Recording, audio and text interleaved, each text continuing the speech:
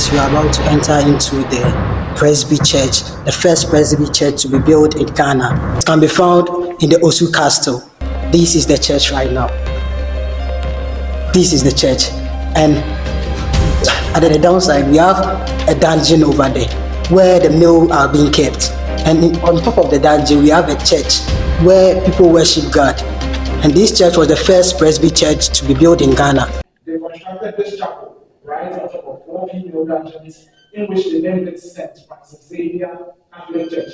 They named it after their priest, named St. Francis Xavier. When they occupied the castle also in 1679, they changed the name of the castle from Christian's Castle to St. Francis Xavier Castle. So while the Portuguese were in here, praying to God, and slave African women were down there also praying for their lives. And it's not only in this castle do we have chapel right on top of dungeons. When you visit Cape Coast Castle, they do have it there. The Omina Castle, the chapel is right in the middle of the castle. So the chapel surrounded by slaves. So that was what happened during the slave trade era. The Portuguese were in the castle from 1679. They continued with the trading activities till 1683, which the king in Denmark made a report to the king in Portugal about the incidents which happened and how come the Portuguese occupied this castle. The Danes came back in 1683 and the Portuguese left. So when the Danes regained their castle back from the Portuguese in 1683, they changed the name of the castle from St. Francis Xavier Castle back to its old name, which was Christian's Castle. And because the Portuguese constructed this chapel, when the Danes regained their castle from them, they started using this end to officiate weddings between themselves and the locals. This ceremony became an educational ground for their kids, which they had with the locals, which were the mulattoes. The Danes were in the castle from 1683. They continued with their trading activities till 1693, which this man here, this image here, the only black African who has ruled this castle before. His name is Prince Asmeni from Abahufi in the eastern part of Ghana. So how he became the captain of this castle was in the 1600s, the Apamus were the warlords around the coast. So the people in the community reported to his hand who was the king at that time about the things going on in this castle, which is the spiritual trading activities. They did not understand. Because all the time they saw that people were being marched into this castle and never returned. Because Prince Asmeni was the warlord, he was sent into this castle to come and investigate, to get to know the things which are happening in the castle. So for him to be able to do that, he had to disguise himself as a cook and also as an interpreter. He learned the Danish language within 6 months. He was able to speak it. So the Danes employed him as their cook and also as an interpreter. Whilst he was waiting for them, he was using that same time to gather information to get to know the ins and outs of this castle. So when Prince Asmeni got the information he went back to his village, which is Apamufi in the eastern part of Ghana, to narrate everything to his uncle. Because Prince Asmeni got to know the world that which were living in this castle, he also had the initiative of running the castle. So his uncle opened up with 18 military men to come and to take over the castle from the Danes. While they were coming, he told them also to disguise himself as merchants, looking for it to buy guns. So when he got into the castle, because he disguised himself as merchants, the Danes provided them with the guns and also helped them out to bring out to use it. Because at that time, it's a tradition that when you purchase a gun, you have to use it to get to know that the guns are working on it. So when Prince Asmeni's men got hold of the guns which were provided to them by the Danes, they used that same guns in defeating them.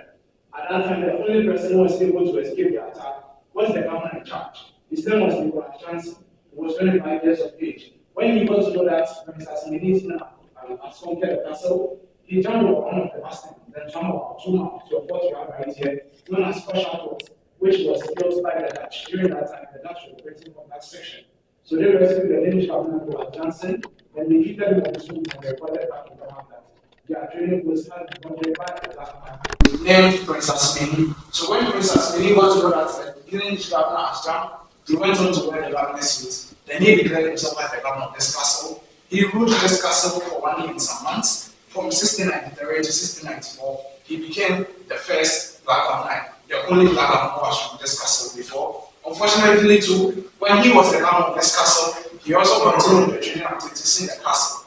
Then in 1694, he was convinced by the Dutch to resell the castle back to the Danes, which he agreed. They paid him 50 marks of gold for them to be able to regain their castle from him. So when he sold it in 1694, whilst he was leaving, they locked up a weekdays. Then he took the original piece of this castle to his village at Abahufi in the eastern part of Ghana to show to his people as an evidence that he was once a governor of the castle. Now, when you visit his village, which is Abahufi in the eastern part of Ghana, They do have a museum, they're showcasing the original keys of this castle to the world. The Danes regained their castle from in 1694.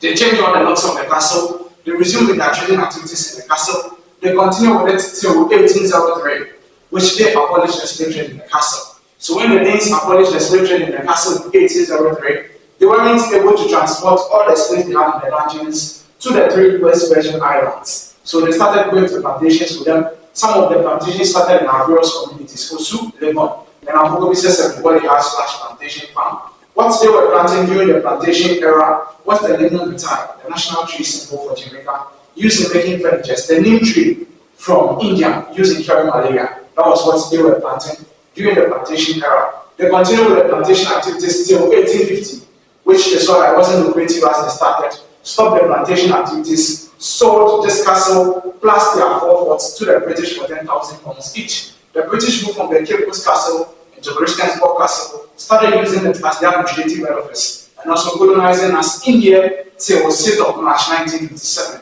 which our first president, the legendary Dr. Wanguma, helped us gain our independence from them. Then he also started using it as the seat of government till the last president who used it. He's also one of our late presidents. His name is Professor Ebenezer Presbyterian.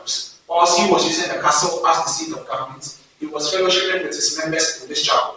That's why we do have the drum sets in here. And during that time, the British moved from the Cape Coast Castle into Christiansborg Castle. They were in their slave trading activities in the Cape Coast Castle. And also at that time, our capital town wasn't in Accra. It was in Cape Coast. It was moved into Accra in 1877 when the British moved into Christiansborg Castle.